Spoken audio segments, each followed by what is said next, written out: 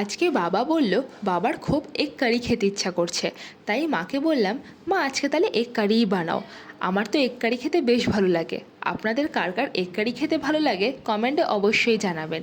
মা প্রথমে ডিমগুলোকে সেদ্ধ করে ডিমগুলোকে ছাড়িয়ে নিয়েছে। ডিম ছাড়ানোর পর ডিমগুলোকে কাট লাগিয়ে নিয়েছে। এরপর কড়াইয়ে সামান্য তেল দিয়ে নুন, হলুদ, লঙ্কার গুঁড়ো দিয়ে ডিমগুলোকে ভেজে নিয়েছে।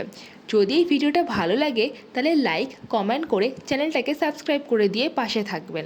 এরপর মা কড়াইয়ে সামান্য তেল দিয়ে পেঁয়াজ ভেজে নিয়েছে। পেঁয়াজগুলো ভাজা ভাজা হয়ে গেলে ওর মধ্যে টমেটো দিয়েছে। এরপর নুন, হলুদের গুঁড়ো আর লঙ্কার গুঁড়ো দিয়েছে। লঙ্কার গুঁড়ো দেওয়া হয়ে গেলে এর মধ্যে পেঁয়াজ আর টমেটোর পেস্ট দিয়েছে। পেস্ট দিয়ে ভালো করে মা ভেজে নিয়েছে 2 মিনিট। ভাজা হয়ে গেলে এর মধ্যে ডিম দিয়ে দিয়েছে।